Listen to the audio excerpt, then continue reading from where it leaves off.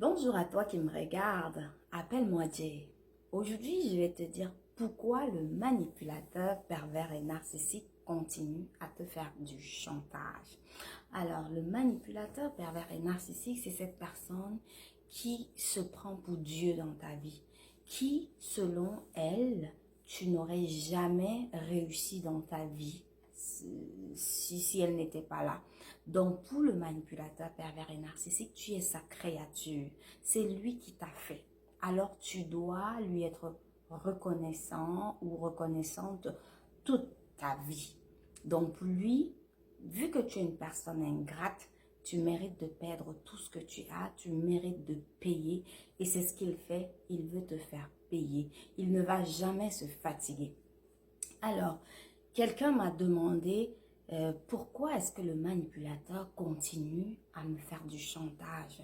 Donc, selon cette personne, le manipulateur ne s'arrête pas et ça l'étonne. Pourquoi est-ce que tu t'étonnes? Je t'ai déjà dit, je le dis ici, dès que je peux, c'est que le manipulateur, c'est une personne qui ne va jamais s'arrêter. Pour le manipulateur pervers et narcissique, c'est comme ça. Il est Dieu. Et toi, tu es sa créature, c'est comme ça. Il faut savoir que c'est ce qui va se passer jusqu'à sa mort ou jusqu'à ta mort, jusqu'à ce que vous n'existez plus. C'est comme ça que ça va être. Donc, il ne faut plus que ça te surprenne. Alors, à la question de savoir pourquoi il continue à te faire du chantage, je vais te répondre en disant, certainement, le manipulateur a constaté que son chantage marche toujours avec toi. Le manipulateur continue à te faire du chantage parce qu'il a constaté que ça marche. Et tant que cela va marcher, il va continuer. Le manipulateur sait quand son chantage marche. Il sait quand tu es encore sous son emprise. Et c'est ce que, s'il continue à le faire, peut-être tu devrais te poser les bonnes questions.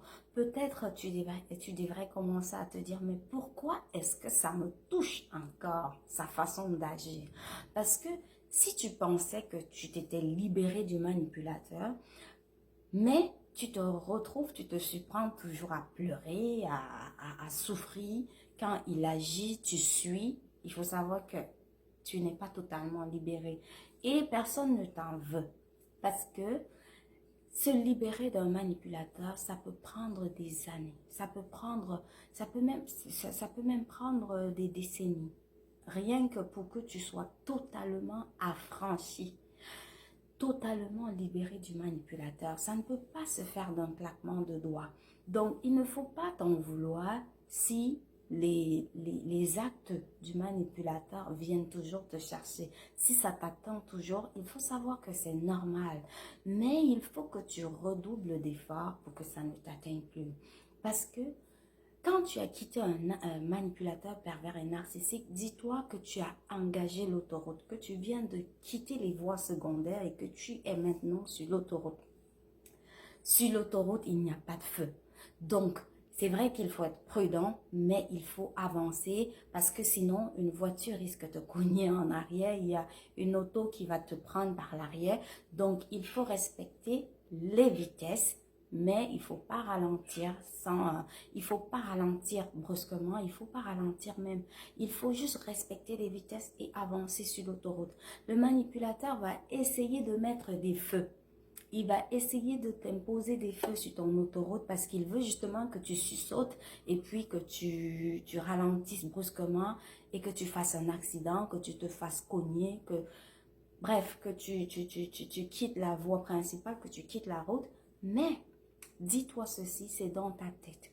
Les feux là, ça n'existe pas. Nous sommes sur l'autoroute, tu as engagé l'autoroute, vas-y, avance, ne t'arrête pas. Il faut que tu arrêtes. Il faut que tu cesses de tituber dès que le manipulateur il fait quelque chose. En fait, il faut que tu arrêtes de le suivre parce que quand il pose un acte, il attend ta réaction. Donc, arrête de réagir. Fais les choses parce que tu as envie de les faire. Vis ta vie telle que tu l'entends. Fais des choses parce que tu sais ce que tu veux, tu sais ce que tu attends derrière les actes que tu poses. Mais ne réagis plus quand le manipulateur fait quelque chose.